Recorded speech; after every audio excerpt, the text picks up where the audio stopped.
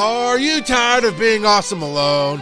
Well, so are we. Don't be sad, don't be down, but we're going to show you how your mindset will affect your creativity. Let's go be awesome together.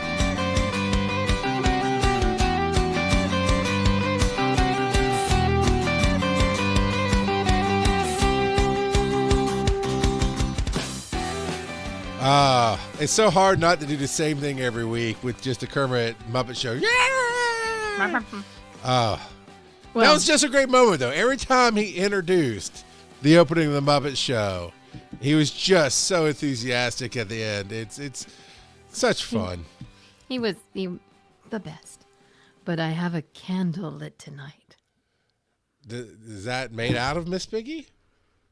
What? What the hell, Charles? I don't know. I was talking about Kermit. You hold up this pink jar that's on fire. It's a vetiver. It's backwards, honestly, to me. I can't tell. Vetiver birchwood is what it is. Okay. It smells really good. And so it's the Swedish chef can. Vetiver. Oh, my gosh. Okay. So speaking of Miss Piggy, I already have a story to tell you. We were at trivia last week, week before last, and the question was, what Muppet character was born above the butcher? Oh. I'll give you one guess. It's Miss Piggy? It's Miss Piggy. I don't think I knew that. We did not. We got it wrong. We thought it was the Swedish chef. I mean, that might have been where my brain would. I mean, that's a hard one. That's interesting. Some of the lore that goes into that, but that is not what we call to talk about. Hello, Boo or Station Boo. Hello, Boo. And under their personal account, I believe that is. That's where they are. That's their name on Discord as well. Yes. So I knew who it was. I Okay. mean, I was down. I don't know if you were. I said last week they're going to bring 10 friends with them. I see just the one. So go sit in the corner and think about how you can be better, Boo. We're going to have her on the show, and then she'll bring 10 friends. Well, fair enough. I know we're working out the details on that. Tonight, it's an interesting story how we got to our topic about how your mindset affects your creativity. But before that, we're still looking at our shelves this year. Where's our metaphorical shelf watch? I don't know that we're ever going to get rid of the shelf, but right now it's a curtain backdrop. What's on my shelf is I finished a book called Murder at Holly House that was supposed to be a Victorian, like 1950s, set in the UK Christmas mystery. Charles? Yes. They lied to me. They lied. There wasn't a single Christmas tree or carol or elf or Santa. There wasn't any Christmas in this whatsoever. It wasn't cozy at all. It ended up being an espionage thing. I'm like, are you sure you didn't accidentally download the wrong book? That happens on LimeWire sometimes. Not funny, and I never steal books. I just want to point that out because that is wrong. It is wrong, but it's a joke that if you thought it was hilarious. Well, maybe not. Yeah. But I was at Barnes & Noble actually with Kaz, and she just asked, "Is that the $5 book from Barnes & Noble?" Yes, it is, and it had a line on it that said, I'm trying to find it. It says perfect for fans of Agatha Christie. So I'm thinking, okay, it's probably a little cozy. Yeah. I'm all ready. And you know what? To put a pin in that for a second, I did not. I'm learning more about cozy fantasy and all that by going to your panels, right? And I learned that the Hallmark Channel is basically all cozy fantasy. It's fantasy, it's cozy, but a different kind. Crap, I just lost my train of thought. What the book? Agatha Christie. Until you just said it, I went, "Oh yeah, this kind of cozy murder is what Agatha Christie does." I didn't even think about that. Miss Marple was absolutely cozy. So the line from The Sun on the front of this book says, "A quintessential slice of Yuletide murder mystery." There's no Yuletide. There's not decorations. There's Jack Is it just set around the date? I mean, is there anything else? Yes, Really? it's set around the date. In a village of lies, death comes with snow, and the book was fine. I mean, it was good, but it was not what I was expecting. And I really about halfway through it, I went, I'm not getting any Yuletide anything whatsoever. There was no Yuletide in a book that they say is Yuletide. Devo says ask for a refund. It was only $5. He still say ask for a refund. And he says I finished Bob's first book and it isn't cozy. No, Bob's first book. No, Bob is nowhere near cozy. I mean, his main character is a meth addict living in a storage unit. I mean, that is a small space considered to be by some cozy. That is not cozy. There's no cozy in Small that. spaces. Okay, I don't know. All right. Okay, so anyway, that was that. And I have to share my other thing. All right, share your other thing. I got one of these to go with my Mac Mini. What is it? It's a docking station that has room for an SD card for a separate hard drive. And our good friend, Groove is for Life, has me a card to go in it. So I'm very excited. Nice. What is Charles right about? And how dare Asking you ever for a say refund. Well, I said he would say do it anyway for $5. It's $5, and it wasn't a bad book. It was a good. It just was not what it ever. It's like a woman in a Victoria's Secret's push-up bra. It's a false advertising. Oh, this show brought to you by Victoria's Secret and Taco Bell because it's an odd couple, but they say married and they make it work. All right. All right. Well, That was so rock. So when I first suggested let's talk about at some point mentality affects You didn't tell me about your shelf. Oh. You can't go talking about mentality until we have shelf. So Hi, my Bella shelf Rose. is today has very much been a best kind of life for me day. Like I'm living my best life, I guess is what I'm trying to say. I had a great hour and a half long talk with one of the guys at Amos Academy, and like I was ended up coaching him as we're working on videos and stuff. He was pulling out and he said, "Man, we should have recorded this." Which we're going to be doing more live stuff and stuff to promote the EMS coaching and that kind of thing later. But it was a really cool moment. It's like, yeah, I'm living in a reality where I'm the expert. I didn't say that to him, but I realized like as he sees me and as we're working on something, it was there. Then earlier this morning, I was working on Little Brown Pill and got that kind of edited, got some stuff taken care of there, and tagged Josh up, and we got another episode scheduled next week to record, and just other little things. Just got a lot of little production things done today, and the needle moved, and it felt really cool. Well, that's good. We like needles moving. That does not sound right. Tattoos are awesome. We like projects going forward. Yes. That's it. We do not like our camera angle. And I got challenged on a belief, but we can talk about that later because I didn't quite play into media or this or that. But it was really cool. It felt so. There's days like yesterday where I go and I drove Lyft. When I say all day, it's not like a 9 to 5 or something like that. It's 6 hours or so at most, typically, because I have a target to hit or a time, depending on the day, a time frame to hit, so on and so forth. And I just work it, and that's a good financially productive day. I feel good about it. But today was the kind of life I wanted to live, kind of day of. We're working towards the reality of getting more consulting clients, but to actually practice it in. Oh, then I got another text from my buddy who I was consulting for as a friend. I'm consulting for him every once in a while on his project.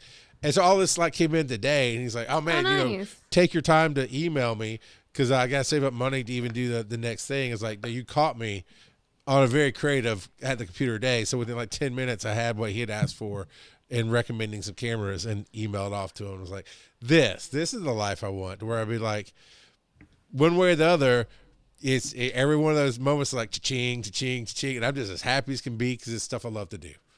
Well, that's good, and I'm glad you got to have a day like that. And you got to go to work. Now, I know you love your classes. It probably gave you some energy, didn't it? It did. It was really good. And then I got low energy afterwards. And then I went to grab dinner because Shane was doing some work stuff. And I walked into the restaurant, and two of my favorite former honor students who ended up meeting in my class and getting married were at the restaurant and had That's awesome. just got their chips and dip. So I got to have some time with them, and that was really fun. So very energy lifting. And now I have my vitamin water. I've drank the rest of my Starbucks. I have my candle going, and Boo brought Bella. Yep, I see that. Boo says, "See, I brought a friend." She did. And then I'm all can assume that's a noise that squeaked out of her. Yee! No? Oh, yee. Yes. Okay. Yee. Hey, so when I proposed this topic a few months ago, Let's go back to our topic. What the hell? we were spitballing ideas, and at that time, I was coming up out of a slump. Right, I'd been stressed out, tired, just don't feel like creating. And the podcasts were keeping me going, and this and that and the other. And sometimes that's all you have. It's kind of like your class today. You have low energy, you go do it, and you have high energy. Then afterwards, you're back down again. And that I knew coming up out of it how that mentality in the past had affected my creativity and killed it. How I've seen in you sometimes, Tyra, where you were getting stressed, and in the last year or two or so, you're like stressed and tired, and you're like, man, I just need to write. I don't have time. And the less you wrote, the more stressed and you. Oh yeah. That turbulence, that the wrong kind of chaos, if you will, was happening. And as world would have it, because it's not always about stress. Sometimes it's just about being tired and lifing and everything else. Yeah, and adulting. What the hell? Right, and we've both been adulting and doing some fun stuff up at a good level for a while. But today of all days, or coming into this Tuesday of all Tuesdays, where we're going to talk about mindset, you, Tinkerbell, have been flying around Neverland way too much. Yeah, Tinkerbell is tired. Tinkerbell's been reassessing her life since she got sick. Yeah, and So, that was 3 weeks ago. no, middle of October at Multiverse. Wow. Oh, wow. Wow. Yeah. Back. So I'm fine now. Like I'm back to 100%, I would say. I have energy. I'm not getting tired walking up to class because classes at the Marietta campus, I have to walk up hills. And let me tell you, when I was first sick, I'd walk and stop and walk and stop. And I'm not usually like that. Beginning of the semester, I'm fine. And now I'm back to, except for I walk up the hill on Monday, and there's caution tape around my building. So good times. There was a gas leak. When did we get an announcement about it? Today. So, yeah, so I finally feel like I'm back in the groove physically. Like my body feels a lot better. But I just don't have energy, and I don't know. So, yes, this is the perfect topic for tonight. Is one of your first instincts when you're feeling like this to be non-creative, like to shut down creativity and just like, I don't feel like it. Yeah, no, I think the problem is it's so easy to doom scroll or play a game. Like I got on my phone and I just spent way too much time on my phone just playing stupid games. Because when I play games, I actually started this when my mom passed away. When she passed away, I played Diablo like a fiend. Okay. It was my grief game. And I will forever be grateful for that. But it allowed me a place where I could do something, and part of my mind would be doing that, but the other part of mine was trying to solve or experience or come to peace with what was going on. And I was kind of doing that today, like trying to figure out, okay, how do I get out of this slump? Because really what I want to do right now, Charles, is, well, I feel better now. So right now I have energy. But earlier, I just wanted to go take a nap and maybe stay in bed till tomorrow. You know, mine is that I don't want to do anything. Like I don't want to take a nap. I'm not that kind of tired. I definitely don't want to be around people. So Thanksgiving week, I got weirdly sick. And for me, when I say weirdly, I can usually nail down, okay, it's this or it's this. Something I've experienced in the past. It just started off rough, and then I just sat here, and there's like moments I'm looking at the keyboard going, I just need to punch that button. I punch that button. The next thing will happen, and you just stare at it, and it's weird in those moments. And that was a sickness, right? An illness, an actual, like you had, an actual tiredness. And here recently that is one thing, right? To go, I can take a break. I can go, hey, I'm just not up for it tonight. I'm not going to be on the show. I mean, we could all do that, right? That is a fairness that you need to have as a creator. In that week of Thanksgiving, so I had to cancel a trip on Monday that I had with the ambulance company, and then on Tuesday, it's either Monday afternoon or sometime Tuesday, they asked me about the next day, and I was like, I'm still not there. I just have no energy, and so I missed that, and it's fine. Yeah. I mean, my bills were taken care of, but the first one when I called out, and I apologized because I gave her a couple of hours, as much as I could, heads up. Right. And it's something that she herself could handle if needed. It wasn't a huge deal. But I felt bad about it, as you should. And, I apologized. But she knew immediately, I was like, man, if you're calling out sick, you're sick. Because, I mean, everything that called me, I mean, I've been up since 3 a.m. One of the first long distance transports I did for them. I had done something with them the day before. I mean, like, it was a lot of hustle that week. Then I got up at 3 a.m, and then I did that transport. And then it was like midnight, and I'm texting her something. And she's like, how are you still going? I was like, girl, I got stuff to do. I'm just not there yet. I'll crash shortly. And so that's kind of how they know me. So yeah, it was rough, but that's, you got to know your own limits. You got to know your own balance. You've got to be able to tell yourself it's okay to rest. It's okay to just stop, watch TV. I mean, that's what I did in my office some on Wednesday before Thanksgiving, was I just sat in my office in my chair and just watched a movie or something. I don't remember what I was watching. Bella actually has a really good comment. There is a burnout that comes with being sick that takes a toll. And I know that I experienced that probably for a good 6 weeks. I mean, I don't really think I got back into the groove until last week. And I will, to your effect, right, to what you did. So it's hard to balance because I know what I mean, but everybody else has their own gauge. It's okay to downgrade your creativity to a minimum while you're sick. But here's the part I'm getting hung up on, because I want to encourage people, don't let it go and let it be gone. Minimum being just touch on some creativity if you can. Just do some things. But there's also some illnesses like you're sick as a dog, whatever that means for you, for days. Stay in bed and don't touch anything, right? There's a balance you have to find in there. But it's like you 6 weeks is what you said your sickness is gone. Yeah, it took me about 6. I mean, like, I was sick for a good 2 to 3 weeks. For your personal experience, would you say that if you had let go of all creativity, no writing, no social media posts for yourself, no no anything, would it be very difficult to pick back up if you didn't have a partner going, hey, I'm ready for you to come back? Oh yeah, no, heck yeah. And that's part of the reason why I do a lot of things collaboratively, because for me, especially with the ADHD, to have somebody to answer to really makes that easier for me, because I don't want to, the people pleaser in me, which amazingly, one of my, motivational messages for today was, stop being a people pleaser. I'm like, well, I guess Taylor Swift's been telling me that for a couple of weeks now, so I should get on that. And it was really funny because it came up while I was in class, and today's class topic was about surviving being in social media. So how do you survive being a digital marketer when it's a crazy space and it's got so much bad things and it can really weigh on you. Yeah. And so I do something called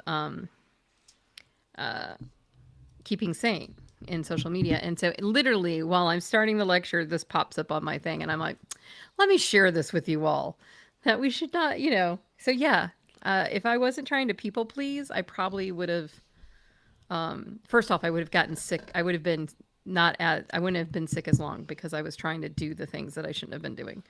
But if when I don't have a collaborative partner, and if I let it go, it's hard for me to go back. And I'm having that with my writing right now, trying to get back into it. Yeah, and I get that.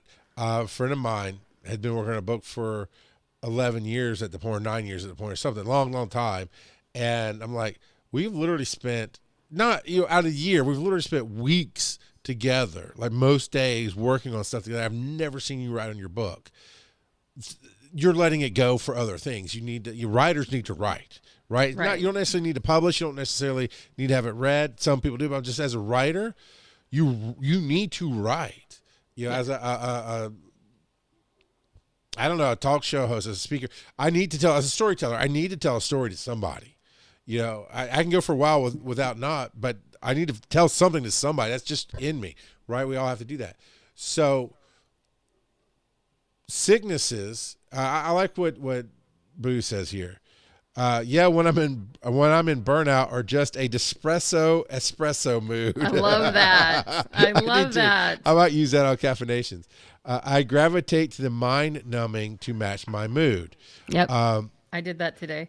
I do a mix. So when I said, I stared at the keyboard, it wouldn't move. Yeah. I have two screens. One screen had a video that should have taken 40 minutes to edit. And I knew I was going to drag myself through it, but I was like, I feel the need that if I don't feel like I'm doing something today, I'm not sick enough to be in bed, right? It's just this weird balance I had to have. So I put a video that I knew it wouldn't matter if I got it finished today.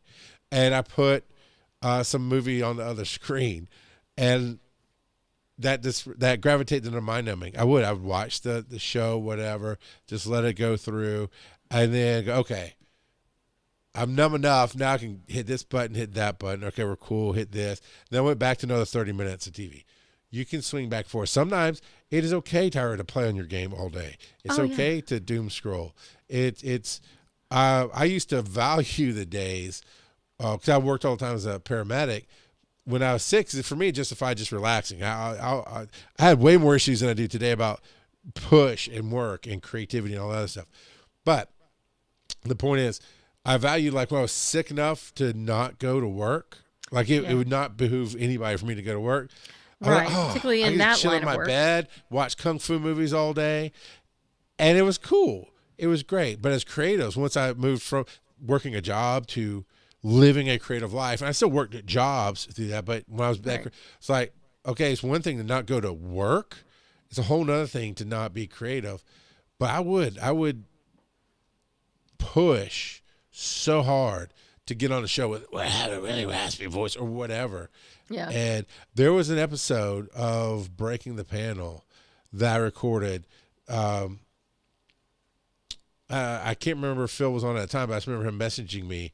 He's like, "Man, why are you on the show tonight?" Because I had a high fever. I was physically and visibly depressed, not like emotionally, but I was because nobody had grown up enough to learn how to record and broadcast a show. Out of four hosts, except for me, that time. And I was such a professional because I still am. I was like, if we were trying to push something and build something, and I did, I sat there for an hour and a half and feels like, my God, dude, we got to do something about this. This is so dumb. And he wasn't even on the show at the time. Yeah, no, he was absolutely right.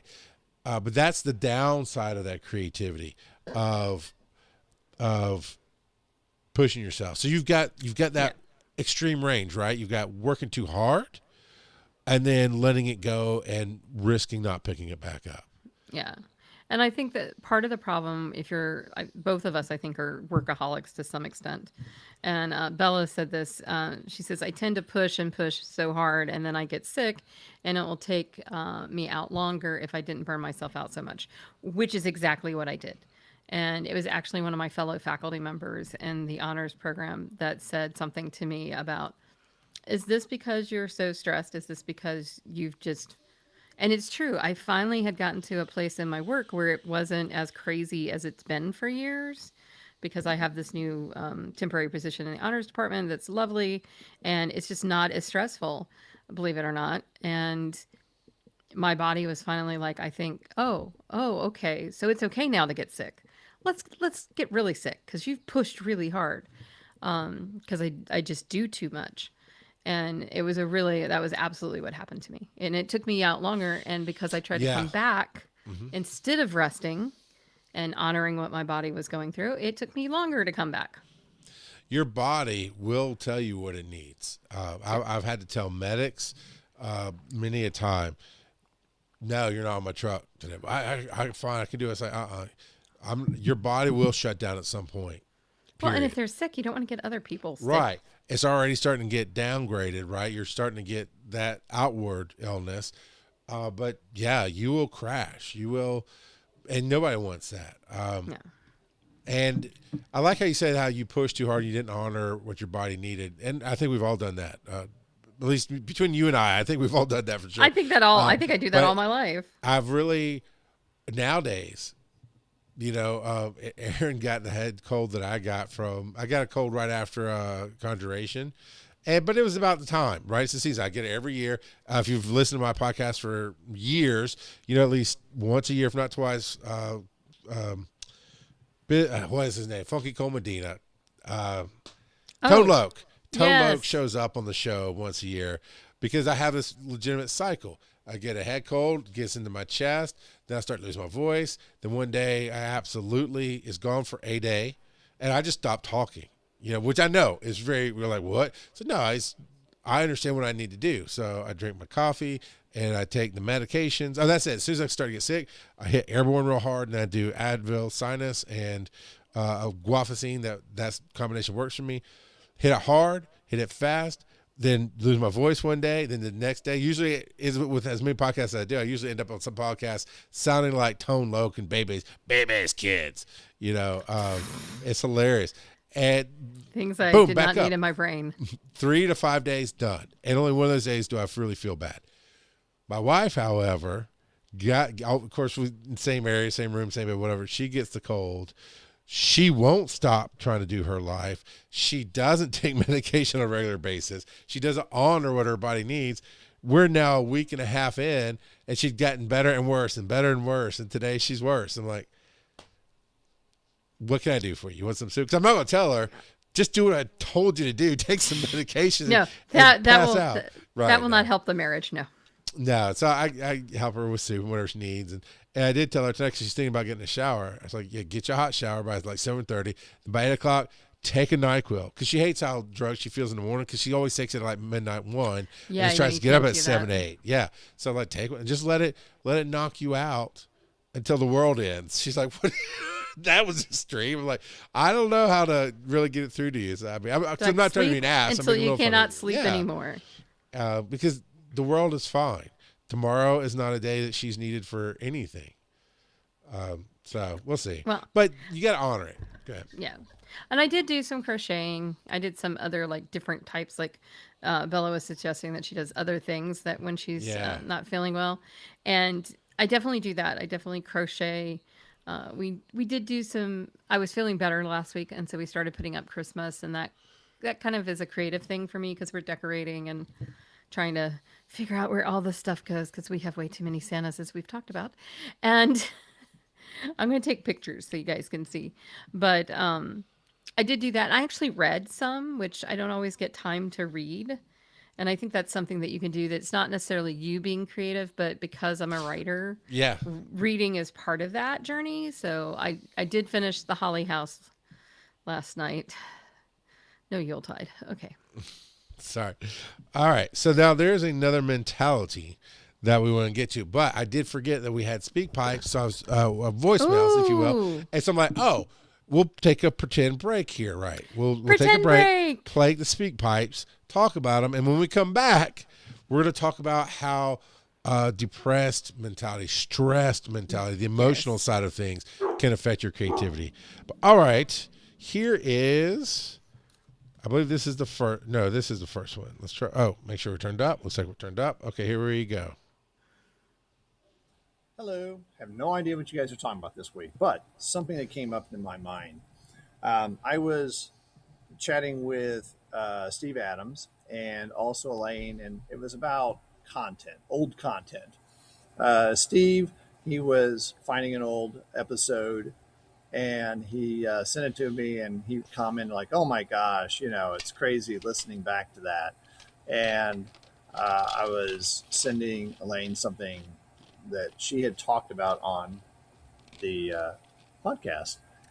And this guy did this, it was really good message, but terrible production, terrible audio. And as time went on, he did get better. He did not go back and re-record it, although he should. but obviously it was something that was passionate at the time, just not passionate enough to go back and re-record it. But it's great as a snapshot. It's also a great example of how bad we can be and how much better we can get. And it's something I was just thinking about. And even I, going back and looking at some old Wise and Nerdy, I've been transcribing them and doing a little project using some vector database searching stuff to play with. And it's just a great piece of information to use for testing. Might come in handy. Who knows? Anyway, I was laughing at some of the old stuff in the early days, like episode 10.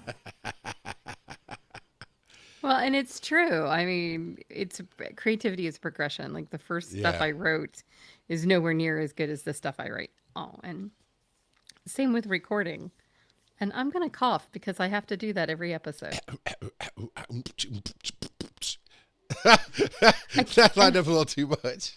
I can't cough hard because I also pulled a muscle. Oh, no. Okay, so that was a Devo site, and we do have another one. Yeah, I agree. And every time you start over, your first episode is still better than before, but it's still a rough first episode. It's still a flow of things. All right, one more thing for Be Awesome is what this is labeled. Ooh, oh, and I have two newses. Go ahead. Two news, okay. News. Hey, one more thing. Tyra, thanks for the idea of cornbread. Tomorrow at work, we're doing a chili cook-off. I'm not doing chili, but I'm bringing in cornbread, special cornbread. I'm out here in my shop right now, cooking it in a wood-fired stove. Anyone who's ever... He's also in a state where things are legal. So that's what my eyebrow brain's like, what kind of special are we talking about, Devo? Ever had wood-fired stove baking goods know exactly what I'm talking about. There's nothing quite like it. Anyway, unfortunately, it's the sweet cornbread. It's all my wife had. It didn't have any regular cornbread. Good for you, Devo. So I guess I'm baking a cornbread cake. That's what we're doing. Corn cake. Anyway, that's corn cake for sure. Great show. Butter icing, baby, all day long. Give me my sweet treats. Ew, no. Cornbread should not be sweet. That is, we could talk politics and probably not disagree more sometimes. Not all the time. We agree with a lot. That sounded bad. That sounded bad. We've actually gotten closer, I think. We could talk other, I don't know, something and not disagree possibly more than we do on cornbread. Hold it. Are you a sweet cornbread? Oh, 100%. I kind of hit on that last week. Cannot. And maybe it's from my childhood trauma. I sometimes there's some southern foods that I don't touch with a 10-foot pole because when we grew up in the Baptist church, I'll just tell the story real quick. You got news. But I grew up in the Baptist church, and part of my dad's salary was we could eat dinner Wednesday nights included. So that's where we ate every Wednesday night, and every Wednesday night it's the same meal. And it was this horribly dry fried chicken, no seasoned white rice, no seasoned green beans that were just horribly cooked. And the driest, stale-less, non-sweet cornbread you could get. And the butter was that butter that's in Pat's that sat on the table for 4 hours and didn't melt at all. Didn't even get soft. That's not butter. Yeah, and these hard rolls. So, I don't know. It's possibly my trauma, but I can't. There's certain things that just, like that. If I see chicken that looks the slightest bit dry, I'm out. Well, that I understand. And I hate rice. So have you ever had good cornbread? Like, has Jiffy in a box, baby. Oh, that's not cornbread. That's corn casserole mix is what that is. Okay. Sometime when you come over. Oh, it's your turn to cough. Love that. Yeah, but I can do it on air. I'm cool. Whatever. But I'll get Shane to make you a cornbread because we make it with full buttermilk, butter. It's awesome. None of this dry stuff. He makes a good cornbread. I'm going to go ahead and tell you now. You're going to hate it. No, I would. This is no matter what it is. The answer is going to be, cool. It's good. Thanks. Because I don't want to hurt your feelings, and I don't know. I don't think I'm going to like it. So I don't know. Shane would just look at you like, "Excuse me." You probably like stuffing and not dressing. I don't know the exact difference. Stuffing is you put it in the bird that you're cooking. Okay. And dressing is cooked in a pan. I like both. Yeah, no. Dressing is the only answer. Welcome to Thanksgiving Wars, where who knew that Tyra would be the violent one? Because I don't really care that much. Okay, you have I news, can't and then we've laugh. got It another hurts. mindset. All right, Oh what's my your gosh. news? I've forgotten. Oh, I will say while I was sick, excuse me, I did actually, some of the books I read were, have helped me kind of figure out what I'm going to do with Geek Meets Social. And I'm hoping, today I almost sat down and recorded, but I just didn't have the energy. But I, I feel the earth move under my feet, and we're going to try some new things. So I'm very excited about that. I don't know when it's going to happen, but I feel like it's almost time. So I'm excited about that because I feel like I've worked out some kinks in my head, and I can't remember what the other thing was. So there. Well, if you do, type it in Uh, the private chat to cause, and then we'll hit it at the very end. that's it. I'll remember. Probably not, but who knows? Who knows? We can always be excited about something. What were we talking about? Oh, So thanks for the speak pipes. The record, whatever the heck they're called, Charles. you I got don't it. know. Devo site. Thank you. The voicemails work. We need to get our own voicemail.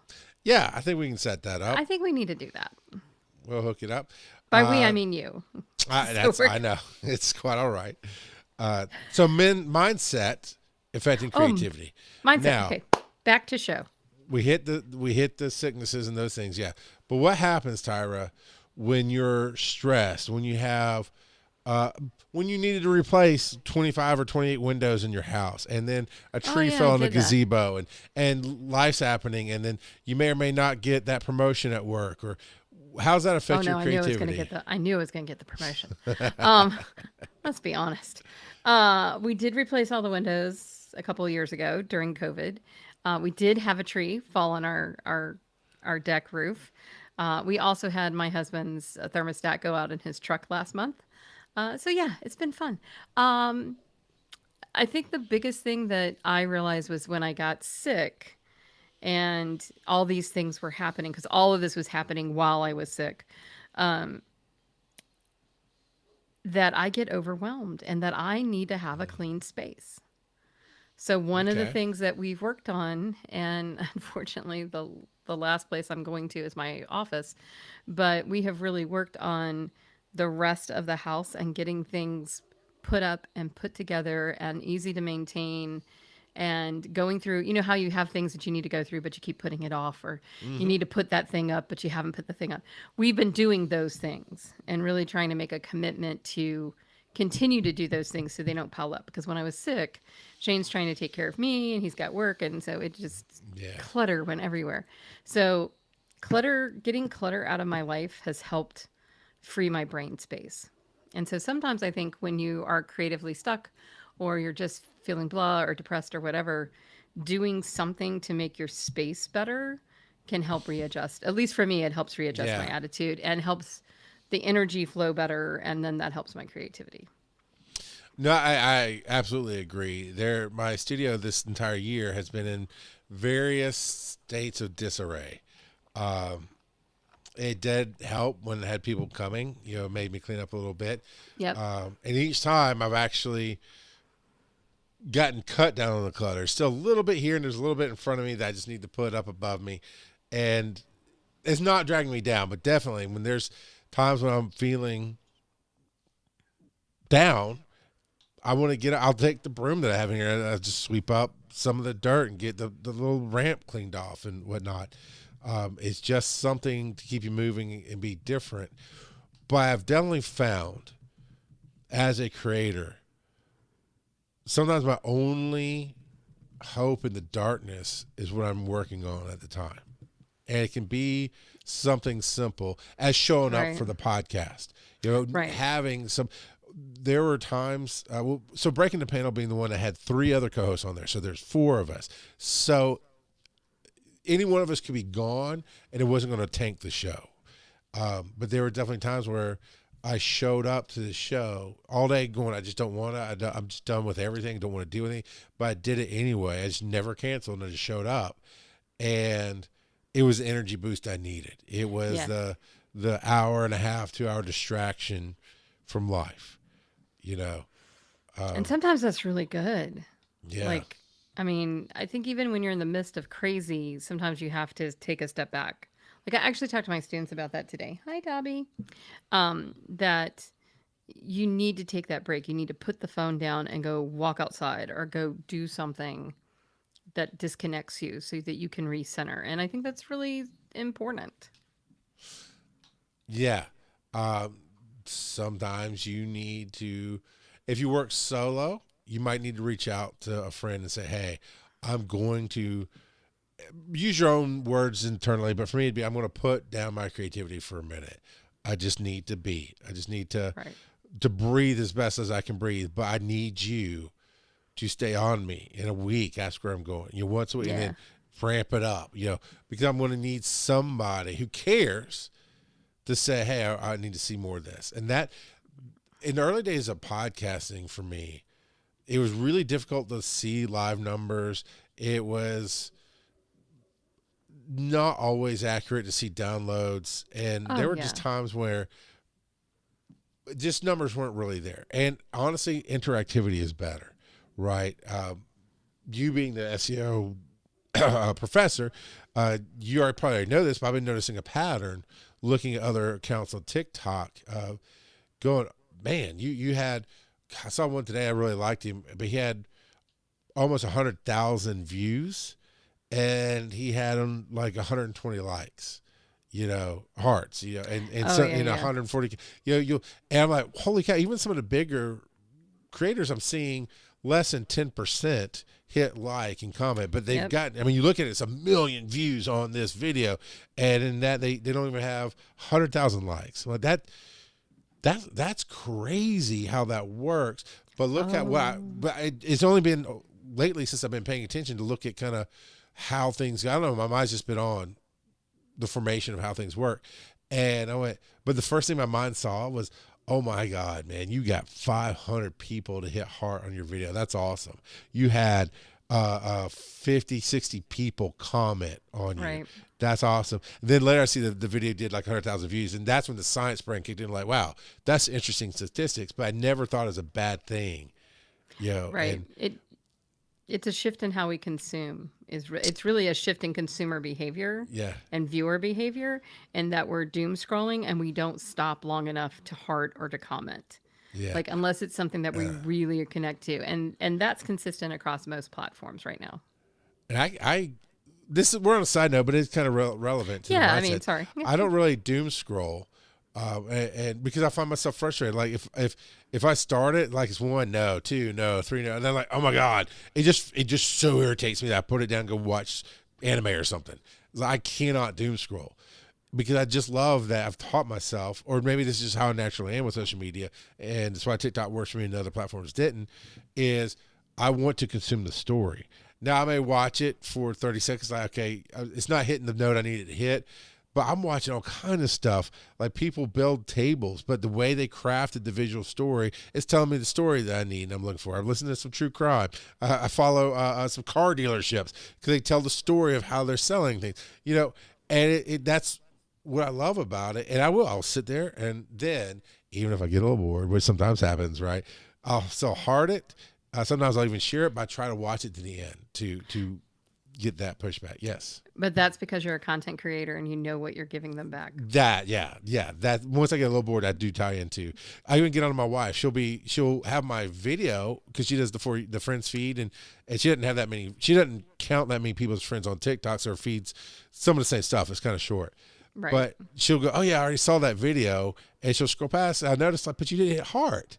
You didn't hit share. Honey, help me out a little here. Yeah, Click, I'm click, like, I'm click. gonna have to train her a little better to, like, look, I need you to watch it to the end. But anyway, coming back So funny to the enough, days of podcast. my husband does not even watch, so at least you've got that going. I know, I get that. Out of everybody that I know who podcasts, the only person I know for sure has their spouse do anything is Jo Ard.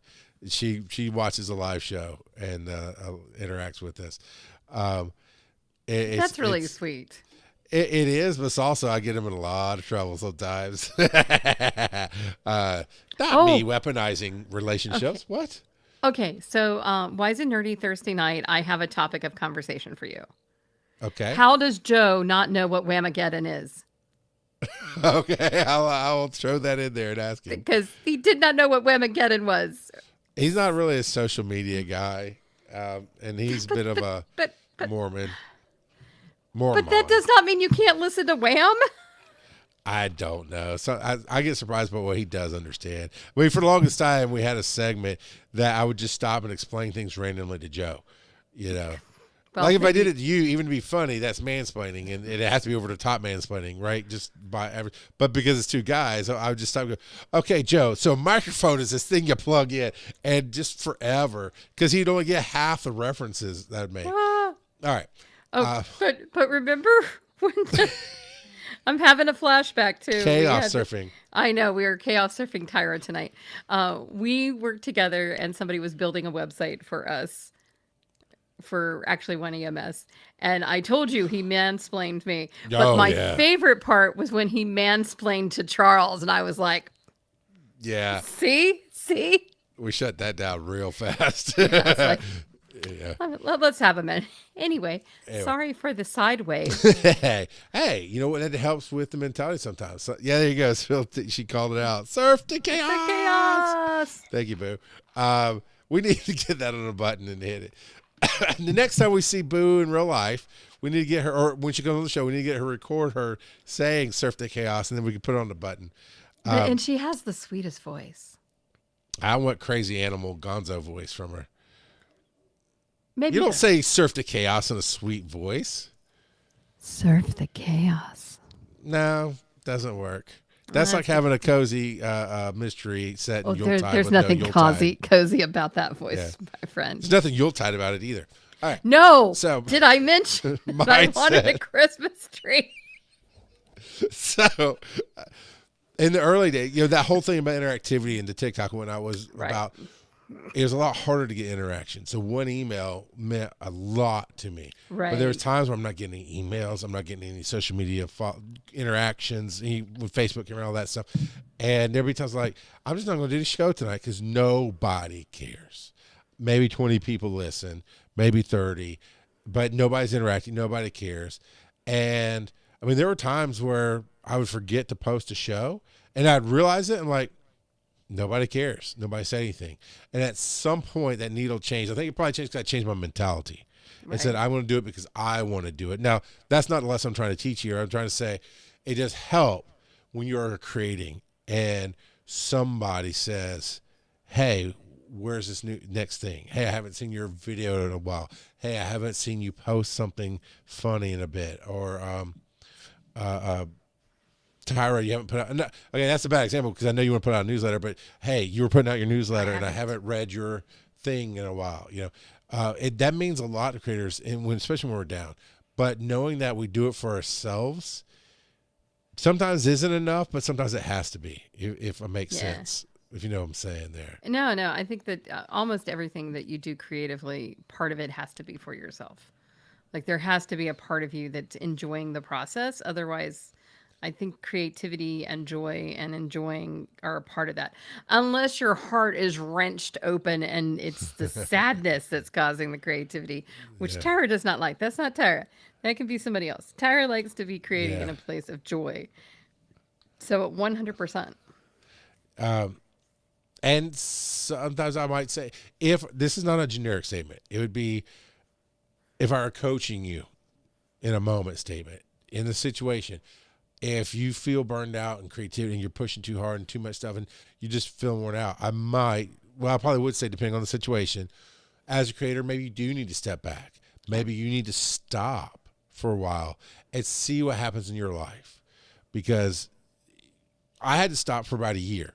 And what happened in my life was I was able to work on other realistic portions of my life and get a steady job and get some stability emotionally, mentally, physically, and financially.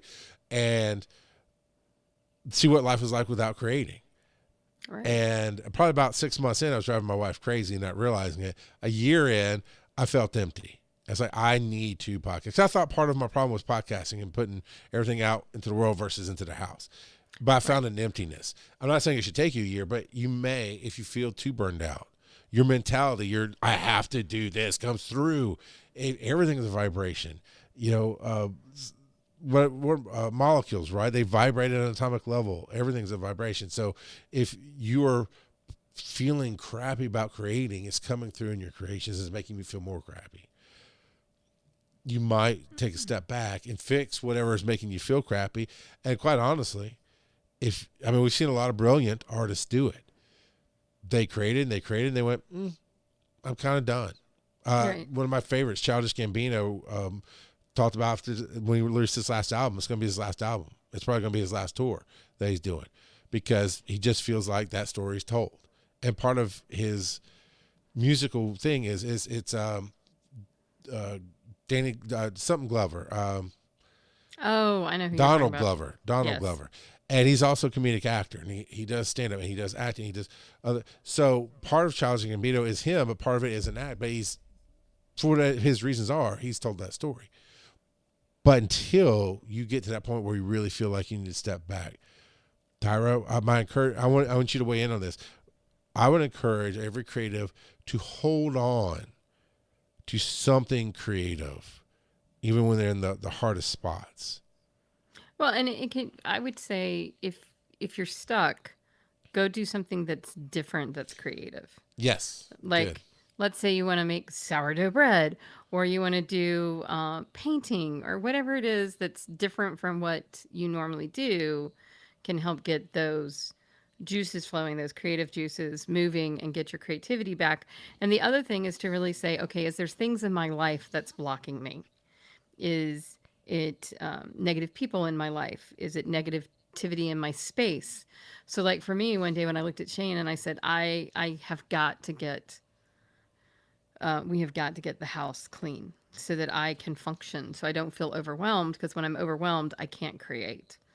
And so that's Yeah. what we did. Yeah. And he's been wonderful helping to do that. I think the first thing is break away, do something different that's creative. And creative can be in so many different things. I mean, it can be gardening, working on your car, it can be decorating your house. There's so many things that we don't think about traditionally as creative, but they are. And do that. And while you're doing it, ask yourself, okay, what's blocking me? What's getting in my way? Am I getting in my way? Do I miss what was going on? Right. And if you say no, then I want to break it down. Like, do you not miss? I'm gonna aim at writers right now. Do you not miss the writing the words? Was it a situation? 'Cause Bob talks about the opposite of this, right? Bob talks about how to Bob Magoo, talesbybob.com. But how to he gets into his writing mindset is he has his own little ritual, and it's a certain candle and a certain music, and so he actually misses it when he doesn't do that. Right. So that's the positive. The negative side is like, well, was it your situation? Was it not that you were setting up a good environment? Because if you don't miss writing at all, that's okay. Maybe there is something more creative for you to do. I mean, Jared Leto is an okay actor. Some people like him, some people don't. I think he's fine. I loved when he stepped away and did 30 Seconds to Mars. That's one of my favorite things he's ever done. And it's amazing as a writer and a singer what he does there.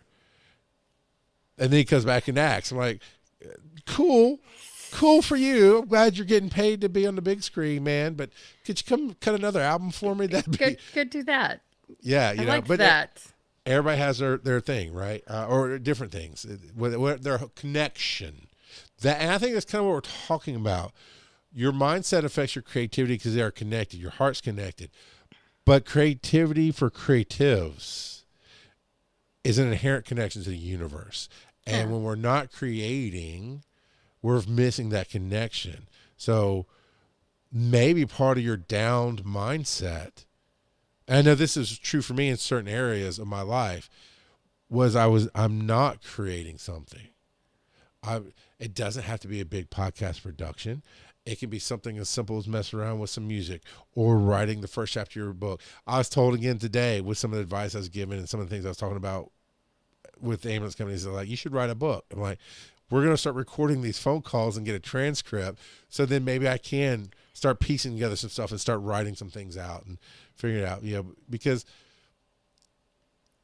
how do you get started? By sitting down and doing something. Yeah. How do you keep going? Okay, Nora Roberts. Nora Roberts, famous romance writer and mystery writer, said that you can fix everything but a blank page. Nice. And that works for everything. Canvas for artists. Blank screen, you know. Yeah, blank screen for podcasters. Yeah, all of that. So Tyra, yes, sir. We said you have to just do it to get started. Man, there's somewhere I was going to ask you a question. That's a great point you made, but there was a question I interrupted had that him. I lost. That's all right though. Well, what little things? Go ahead. No. What you were talking about, I think it's. Oh, now my brain is frazzled. That's awesome. We have frazzled each other's brains. This is down at Frazzle Rock. Doop, doop. Fabulous. I think sometimes that, like with me right now with my writing, one of the things that happened before I got sick is I got stuck. And this is very almost always, and when I'm writing in a book or whatever, about halfway through, I get stuck, and it's at a turning point. And because I do not sit there and plan out my entire book, because I can't do that. I want to do that, but I can't do that. And I tried that, and it didn't work, because that's why I'm stuck. And I couldn't figure out what the thing was. And if I couldn't figure out what the thing was, I couldn't go on and write the next part. Like one of my friends, Jana Oliver, says, just skip it. Write, here is where the fight is, and just go on if you can't write the fight right then. But this was a pivotal plot point, and I couldn't figure it out. So I'm stuck, because if I write anything past it, it may or may not work. And finally one day, I went back and was rereading it, and all of a sudden I went, oh, like just a week or so ago, I went, okay, I know how to fix that now. But now I've got to get up almost the courage to sit down and write that thing. I get that. And for me, it's all about flow. There are definitely times when I get into a flow state and I play a certain drum beat that I should have recorded that. Or in the past, I'd be mixing kind of mashups and doing things like that. And you just get into this, or better yet, the opening to finding the stories is I got into a creative flow and just started freelining over it. Liked what I heard, wrote it down, and it was still just a placeholder intro. And then when I played it for you and Philip, you both went, that's the intro, dude, that's it. And every once in a while you get to capture that magic down. Sometimes you don't, but I get what you're saying is like, one of the things that has slowed me down on making new music now is I push myself past the technology, because it's not a keyboard and the DJ pads and all that stuff. It's an actual QWERTY keyboard. I got past that. Nice. But I'm having a hard time getting a flow of anything going. And it's almost like trying to start that car. It's not wanting to turn over, but it almost will. So I get that. Even though your story was already started, somehow you lost the flow. And you have to, it's not just getting it restarted. And I understood it immediately when you said, because I'm the same mindset I think you are in creativity. Yes, I get that. Some people can go on and come back and fix it. I don't know, even if it was a throwaway fight, I don't know if I could do that, because my mind works chronologically. You know, I don't know if that could direct a film, because I'm not doing the end of the story to start with. And I kind of have to film it straight through. Yeah, no, I'm a chronological girl too when I write. So I get that. So now that you kind of felt like, if I understand what you said, you got past that block. I have the concept of what's supposed to happen. Because, okay, writing is a weird thing. Sure.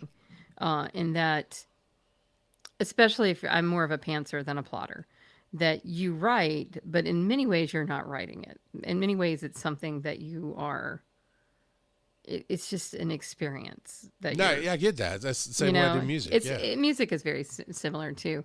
And so I now know the crux of what's supposed to happen. I just got to figure out how to write it. And that's the part where it takes some chutzpah to get behind the keyboard again and say, okay, let's figure this out. It might be crap, but as Nora Roberts said, we can fix it.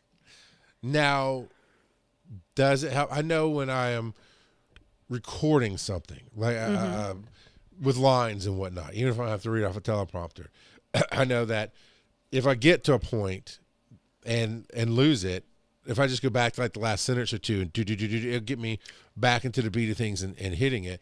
does that work for you in your writing, going back and rereading your last chapter? Yeah, that's what I love. And a lot of, okay, so writers are very weird about their processes. Some writers will not go back and read because they're afraid they'll get into editor mode where they're like, Okay. oh, I need to fix this. I need to fix that. I used the I wrong word there. understand that. Yeah. And then that takes you out of writer mode, which is, they're kind of two different parts of your brain that you're using. So, but luckily, believe it or not, I can go back and read something and not edit it. Like I might notice it, but I'm like, okay, just leave that alone.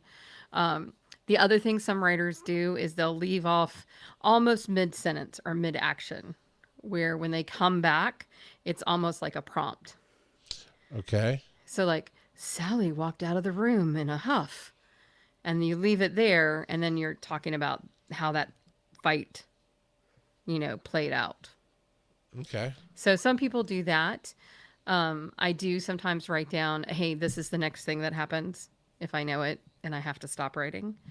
I've also found that you have to find out with writers. The other thing is, how do you write?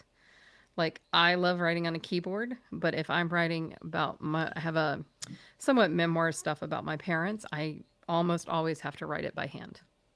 Okay. Okay. I don't know why. And I think it's because it's more from my heart. Like, this is the story of my parents and me and our relationship. Yeah.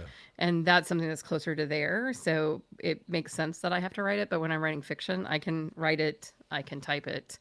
I can't dictate it. I wish to God I could dictate it. I have some writer friends that do that, and I can't do that. I mean, I can, but I just will never clean it up. I get that. I look at it and I'm like, I don't like editing, as you well know. And I get the two different mindsets. I'm working on my caffeination today. Instead of stopping and redoing the recording like I do a lot of times, I'd get 90% of it done. I just wanted to finish the last part. Mm-hmm. And so I just kept recording and recorded the last part. Then I did captions, and it almost went into editor mode of cutting that part. I was like, no. Right now, just getting the captions, make sure the captions are right, because I'm going to put it in my other software once I have the pictures and everything together, and that's where I'll cut it. So staying on one track is difficult. Yeah. It can be difficult there. I have noticed, and I bet somebody could probably say the same about me, but I haven't noticed it in me.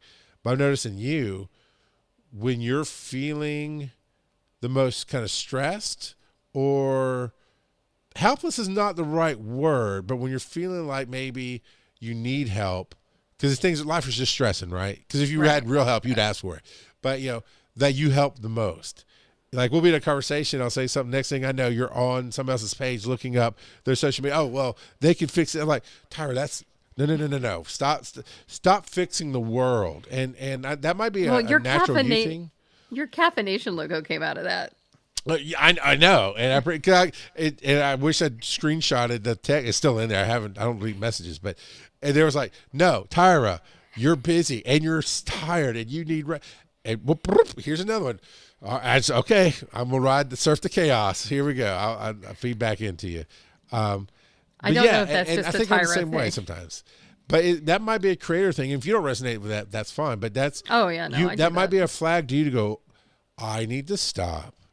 I need to do for me what I've been trying to do for others. Yeah, no, that's huge. I think a lot of people, so let's go back to people pleasers. Okay. People pleasers, givers, which I definitely am, fall into that category, like compassion, kindness. It's a lot easier to be compassionate and kind to other people than to yourself a lot of times, at least for me, because I don't think of myself as being self-centered. I think I'm more outwardly centered. And a part of that's because I'm a teacher and that's just part of my world. But yeah, I think that sometimes I'll be so super tired and I'll be like, oh, like I looked at your stuff and I was like, oh, I know what to do. I got to go do it. Like and I can't stop. It's one of those things, like in that sense, it was like, nope, I can fix this. I have to go fix this. But learning when to say no and saying no. And as there's a statement now that keeps going around, no is a complete sentence. Yep. Yeah. To yourself, even. Yes. That's a good point. There's certain people at certain times that I'll see a message pop up, and for a while, I'd mentally say, nope, because it's late. I don't need to deal with this. It's fine. But emotionally, mentally, I'd struggle and churn and maybe even lose sleep over it. And then even recently, I went, nah, man, I'm good. This is not important. And I had to go through processes, had to change my wording to myself, but this is, the world's not going to end. This is not that important. There's nothing I would do now that is going to change tomorrow. It's fine. Yeah. And but I wouldn't even I still won't open the message or the email. I just see the name and it's a certain time or a certain thing on it. And and it's like, nah. Do I need to do that to myself? No. Yeah, exactly. But we don't think that way. And I almost just said out loud, but I think I've really boiled down the whole process to being, here's your mantra, boo. Nah, I'm good. And you say that to yourself. Blink. Nah, I'm good. I'm good. Really. You know? Matter of fact, let's take a few more things off the plate. Yeah. And I slept fine. And I had somebody from my old life hit me, start calling me recently. And I was like, nah, I'm good. Yeah. Now. Oh, we had the same thing happen. We have a former friend that texted both Shane and I, and there are reasons why they're former. And like, oh, I'm going to move out of the state. I'd love to see the two of you and blah, blah, blah. And then they had a question about something. Like, oh, do you have X of mine? I'm like, no. And this conversation has ended. Didn't tell them the conversation didn't end. I just stopped replying, which for me is a major win. Yeah, I get that. I get that. Yeah. Like, the comedian in me wants to put up a meme that you just send to him with any celebrity face. It says narrator, and this conversation has ended. that's so it. True. But yeah, I mean, sometimes not. No, I'm good. No. You can go through the whole process, but sometimes just going to yourself. No, I'm good, because and sometimes good enough is good enough. Yeah. And listen to your partner. I think there's many reasons divorces happen, and this is not the show for it, but I think one of the reasons partners don't listen, yes. My side of the story doesn't listen to her side of the story. Yeah, and there's so many times it'd be late at night. It's like, why are you doing that now? Why can it not? And I had the choice to either start a fight with her because she's right and I'm doing dumb stuff for dumb people, or start listening. Yeah. And when I say listening, I mean hearing the meaning and not just the words. Yeah. Right? Because it's easy to dismiss words sometimes, all they don't understand, which is true. I mean, my wife, as much as she tries to hear the stories and understand, she doesn't understand my life at a con or my life at work because it's not her life. I don't understand some of the stuff she goes, blah, blah, blah. But hearing the meaning behind it, going, is this now? Do I need to do this right this minute? Kind of coming full circle of this second half of the show. When I went to my wife after a year of not podcasting, I'd podcast for like 2 years before that, and then called it cold turkey quits for a solid year. And when I went to her, almost like a druggie, I felt like I was like, I'm talking about something dirty and guilty, and she's not good enough, but I really feel like I need to go do this thing. And when I said, man, I really need to start, I had this whole speech ready, this whole ABC. If she asks this question, I'm ready. This question, I'm ready. Ready. Let's have it. Babe, over the last year, I've done everything. We've improved our lives and this and that, but I really think I need to go back and podcast. She cut me off. She went, thank God. I am tired of hearing the same story for the 5th time. Go tell it to somebody else. Yeah, I was like, wait, what? I thought you mean, it's like, no, please go up there, record something, and that's when I really started my career hard. As a digital media creator. She told you to go. Yeah, and we found balance. So we found balance in it because there was some imbalance, and that's where a lot of our stress comes as creators. Is we go to a job to make money because who we are is that creator. We're that writer, that artist, that podcaster, the musician, and we go to this job. But most good human beings put themselves into a job because we're creators. We don't know how to not put ourselves into the thing that we're doing. Because let me tell you something. When you're born a creator, everything you do is a creation. I joked about having a T-shirt, but it's too much to explain. But in this context, you get it. I executive produce life. And it's like No, I could absolutely help you with your show. What do you mean show? I'm asking for advice with my girlfriend. Exactly. It's all the same to me because as a creative, I'm a producer. Not everybody's not the same way, but that is my creative output is I can help others be awesome. That's what I do. So my wife had when she was heavy couponing, she had this grocery list and she had it so complicated. She kind of confused herself. Like, hold on a second. I produced her grocery list. I just went in like as a show edit and started cutting it around like, all right, boom, here you go. And it made sense to her. So that's awesome. But that's the thing is I was driving the few people in my life crazy because I was stuck in a loop, not realizing it, telling the same story as it came up. But finding that balance of family time, right? We go to work as creatives is what I started with there. But we can lose ourselves in that job because it's putting food on the table and now we have a family, or maybe we don't. Maybe we just have bills that we have to pay and we don't make time because, well, the job, we tell ourselves. I think it's a survival instinct, Tyra. We tell ourselves we have to, and we sacrifice our art because of it. In the sense, I wish I had a more specific example, but I've seen people, oh, well, the store has to do mine. Oh, I have to go fill in on that ambulance because if I don't, the ambulance doesn't run. That's not true. And if it is true, how is that my problem? And I'm not talking about being the boss. I'm talking about low-level grunt guy. Right, that's who I was. I was like, what? No, because the reason I was being called in is because somebody else called out. And they would keep calling people. Life doesn't stop when you do. Certain aspects can. The rotation of the earth still happens. If you're a flat earther, the spin of the earth still happens. No, I'm sorry. My whole long-winded point is I have found for myself, speaking for myself as a creative, when I start embracing the I'm a fill in the blank. I like to say I'm a creator. I'm a guy who's here to help others be awesome. But when I stop saying that, and I start saying I'm a COO at a company. I'm a paramedic on this truck. That's what we're saying in ourselves. That's what we're focusing on.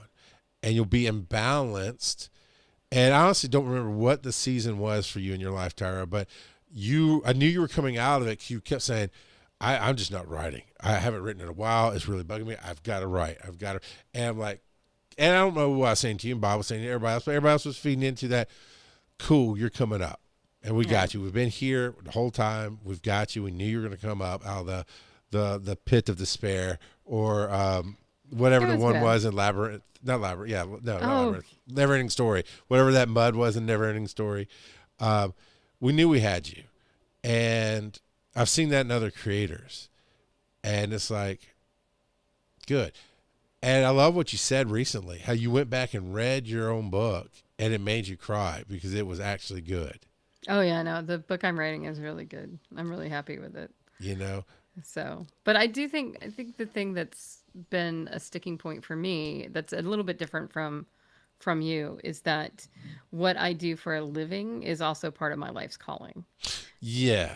And so there's something about being, if you really are a teacher, like if being a teacher is part of your DNA, which it is for me.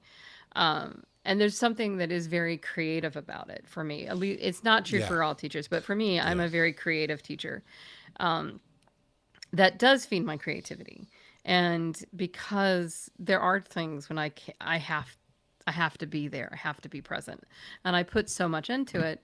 But I just have reached the point in my life where I'm like, okay, I'm putting so much into this. Could I put a little less and it still be awesome? Yeah. And the answer is yes. You know, I'm really freaking good at what I do. I can do this better than I did when I was younger. So now it can take me less time and I can put less effort because I'm a master at it. And for some people at some point becomes, I can do it better for myself than for anybody else. And for me, that's a dream. Not for everybody. For me, that's a dream. And I think that's a great point to wrap it up on is, can I do a little bit less and it still be awesome? And what you have to define awesome as not what other people expect of you, but how you feel you've done and what you've agreed to bring to that situation. And for me, a very simple one was my company required, I worked a 10-hour shift. So my company required 18 reports in 10 hours. I could do 25 in 6 hours.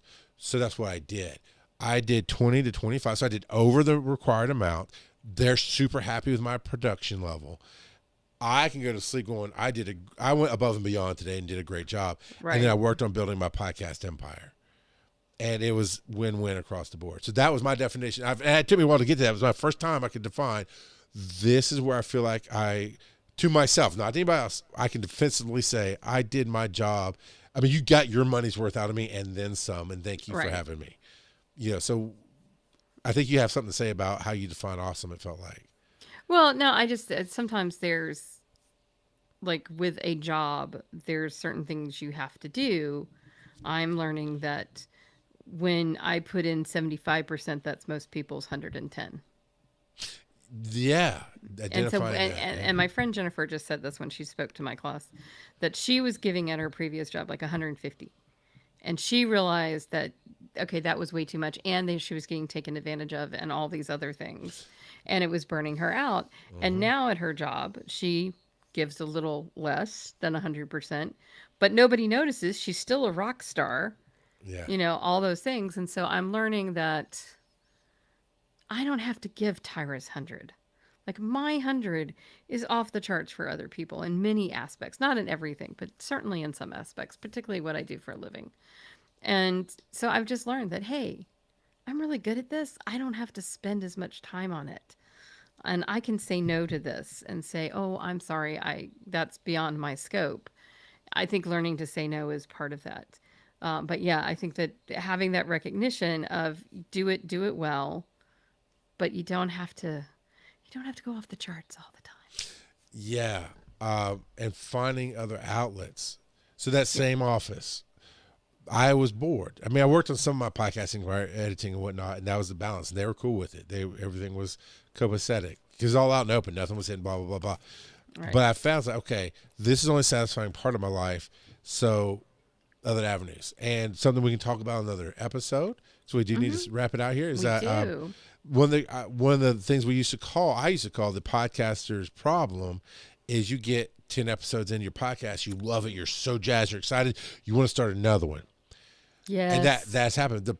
That's not necessarily a problem. What it is premature growth.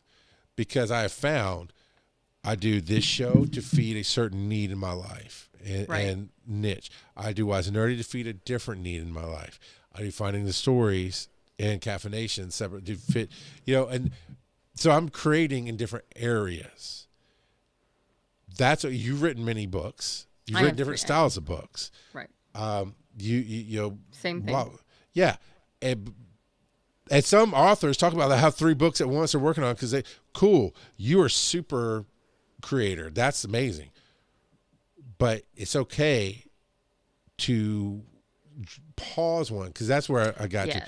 There was a time I was talking about this on Success Freaks going, I'm going to have to go work on this project. And I felt guilty because I thought I'd be taken away because I felt like my energy should be all in to what I'm doing. And I found out it's like, well, this show, it's plateaued. It's not moving where I need it to move. And either I'm going to punch and be frustrated, or I'm going to take my energy and point it over here and do this. Right. And then now you're building mountains and not just a hill. Right. But it took a minute to get there. So sometimes that down mentality will tell you to slow down. Sometimes they'll tell you to spread out. Like you said earlier, Tyra, try being creative differently and see where it goes. And sometimes it'll just say, it's okay to be whatever it is for you right now. Go take a nap. Yeah, go take a nap. Yeah. Yeah, so. Go to bed early. You're not old. Go to bed early. And that's great. I love that one. So I remembered what I was going to tell you. Oh. Or tell our listeners. My pro status came in Sunday night. Hot diggity dog. So. Good job. For DragonCon. For DragonCon. Let's say the words, Tyra. All the words. No, pro I got status you. for DragonCon. We're very excited. So. Yeah. Now I asked them to let my husband have his ticket. So. Well, hopefully they will. They have. Yeah, they've done it for like the last 3 years. They're really nice, and it's in the letter for attending pros. You can ask for a spouse. Yeah, you can. Yeah, it took me forever to realize I could ask for my wife Aaron, to come. yeah. And my kids for that matter. Oh wow! Okay, that's awesome. So no, you make them volunteer to come, so that's great. Well, that's the older ones, and but the younger ones are old enough to do it. That's true. But they ended up buying their tickets last year, so I just got one. Anyway, all that being said, where can we find you being super creative and the awesome person that you are? In my living room. Cool. Her address is. No, sir. TyraBurton.com, because you should own your house space on the web. I own my space. Now, I also have a link tree, but TyraBurton.com for all your Tyra needs. I also have CharlesMcFall.com. It has not progressed since last week, but the remodel is there. It's going to happen. Yeah, I mean, midterm, I still have another month and a half of the semester to go, I think, to get it done. Is that how it works? I don't know how it works. Finals are next week, sir. Get your shit in. Well, okay, not if my midterm was last week. That math don't math. So, I'm sorry. You were late turning in that midterm, so you're behind, sir. Finals begin next Tuesday. With the teacher. That's me. Yes, that's it. Oh, my God. So if you want all the up-to-date, most current of everythings, it is Linktree/RGOP42. So, which is not the Republican Party, but the rock god of podcasting. The rock god of podcasting. And 42 is a life to answer the universe, life, universe, and everything. That's how it goes. Which has always surprised me that you had that as part of your stuff. Well, let's talk about that on Patreon. Patreon.com/BeAwesomeTogether. Come join us for free. Yeah. We don't have anything to pay for yet, but we will. But come jump in. We're sharing everything there. All right. Oh, it's the music. There's some Oscar music playing right there. So go out as best you can, find your tribe, and go be awesome together. And surf a little chaos while you're at it, baby. And take a nap.